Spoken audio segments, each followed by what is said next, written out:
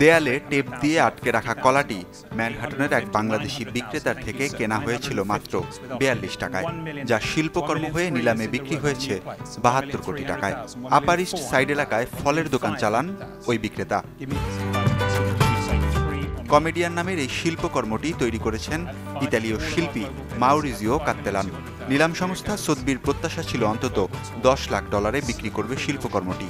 তবে চূড়ান্ত নিলামে দাম উঠেছে ৬ গুণের বেশি, যা কিনে নিয়েছেন চীনা ক্রিপ্টো উদ্যোক্তা জাস্টিন সান।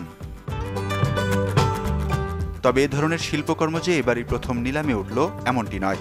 গেল ৫ বছরে এমন শিল্পকর্মের ৩টি সংস্করণ $১,২০,০০০ থেকে $১,৫০,০০০ বিক্রি হয়েছে।